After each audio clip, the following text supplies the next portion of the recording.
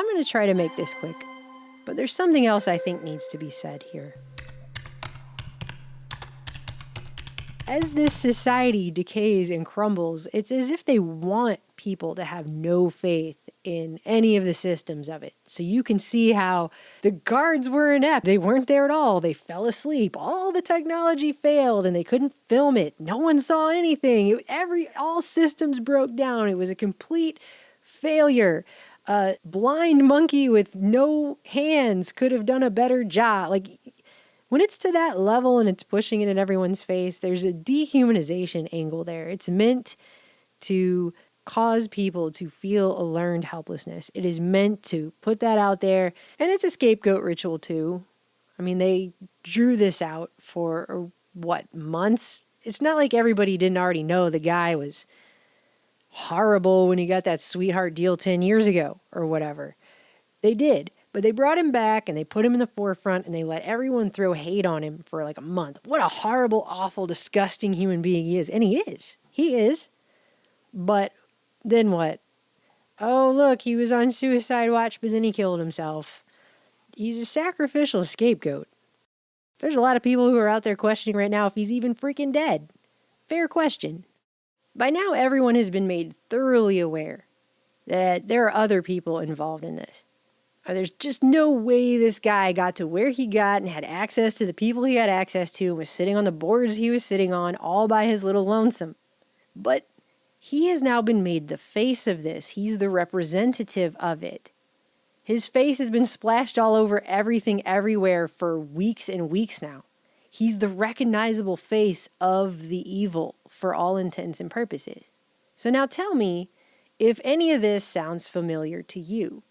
In ancient times, the accumulated misfortunes and sins of the whole people were sometimes laid upon a dying god, who is supposed to bear them away forever, leaving the people innocent and happy.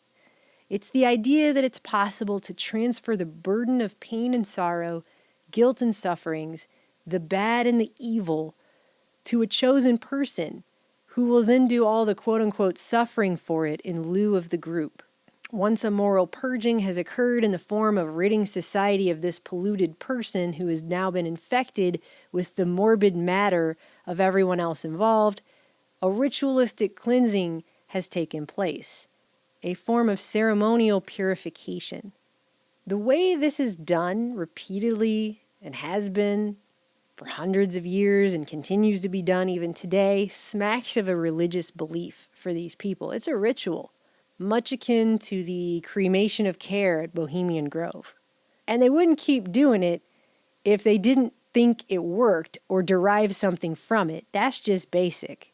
You don't do something over and over again if you don't believe in it and believe that it has an effect. And it's not as if we don't all know deep down that criminals are running the show. I mean, that's not really a surprise to the majority of everyone. I'm shocked to find that gambling is going on in here. You're winning, sir. Oh, thank you very much. Everybody out at once. And just look at the Federal Reserve, okay? Power elites are committing crimes out in the open and rubbing it in everyone's face every single day. It's called the banking industry, just for starters. But there's something else that's going on here. They are actually splintering people's minds and imparting a double mind, a double think into everyone.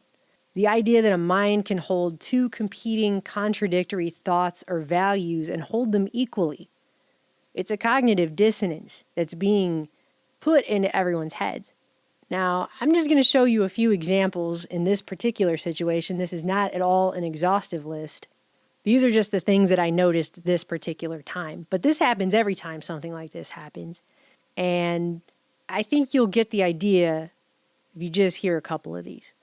So just before Epstein was arrested in New York, arrested for the second time, you had yet another Disney starlet come out with a video where, despite the fact that she's 20 years old, she's made to look and sound like a little girl. She's sitting in an overtly pink bedroom, just like the one, by the way, in True Detective Season 3, which is an HBO show that has delved into and referenced elite child trafficking rings in depth for at least 3 seasons.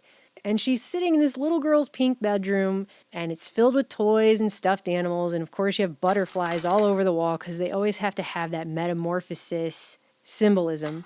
But in this little girl's pink bedroom that she's hanging out in, there's also a neon outline of a naked woman, the likes of which you'd probably find in a strip club. And in one shot, she's even in a straitjacket in a room covered in black and white pictures of a child growing up from a baby, presumably her, and she's booty dancing with a bunch of middle-aged men in suits. And the song is called In My Bed, okay? And I don't really care what excuses people try to make for watching a video like this and pretending that it doesn't sexualize children, but that is what a video like this does. You have yet another Disney star, another Britney Spears, Christina Aguilera, and Miley Cyrus, whose entire original fan base was small girls who grew up idolizing these people. And then they come of age and they flip, and they don't flip a little, they flip hard. And they take that fan base down a road of debauchery with them. And you see this again and again. And just to prove that point, 5 days after Epstein was arrested, Miley Cyrus came back out with a new claim now that virginity is a social construct now.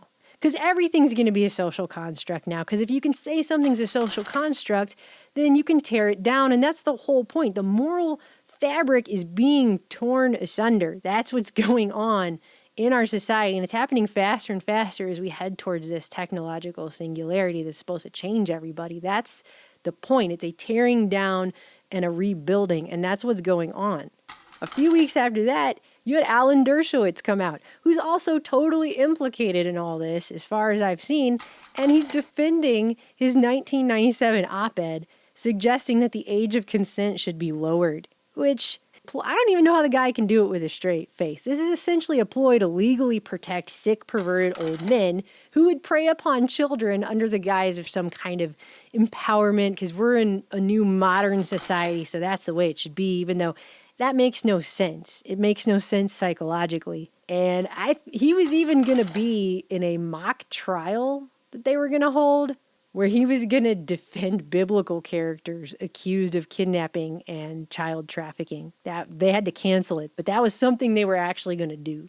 The fact that they were even going to do that at all and he was going to be a part of it is yet another one of these things. So then, 5 days after Epstein's supposed suicide, a new Seth Rogen movie comes out in theaters called Good Boys, which is just such over-the-top hypersexualization of small children in ways that just watching the trailer should make most people feel sick to their stomach if they have any opinion at all about Epstein and what he did and the circle that he represents and the things that he represents. If they have any of those feelings at all, that should make them sick. They should become ill to see that that's a movie that they would make and show in theaters in the modern society that we're living in. And yet what you had was a film that grossed $21 million opening weekend. It's the highest level of hypocrisy I can almost imagine. And people are talking about how funny it is. And, you know, the joke is actually on them. The joke is on society. This is how the Videodrome works. The battle for the mind of North America will be fought in the video arena. The Videodrome. The television screen is the retina of the mind's eye. Therefore, the television screen is part of the physical structure of the brain. Therefore, whatever appears on the television screen emerges as raw experience for those who watch it. So, while you have society mostly unknowingly or subconsciously participating in a global scapegoat ritual, the people are also simultaneously being offered to consume and accept the very value system they're supposedly outraged against. And the only difference that those people could even claim if they were faced with that, and it was pointed out to them, the only difference they could even claim is that one is real life and the other is Hollywood. But again, for all intents and purposes, in the world of the people whose religion is based around these kinds of mass rituals, this kind of sympathetic magic, an image or an idol is meant to stand in as the same thing. To them, it's not a difference. That's not a difference to them. So what they see is a society that actually welcomes and accepts and pays to become a part of the same kind of behavior they're supposedly outraging against. It's a sick joke. It really is. And people don't even realize they're participating. They're paying to participate in their own demise. They're paying to have their minds splintered in such a way. I mean, if that's not mind control, I don't know what is.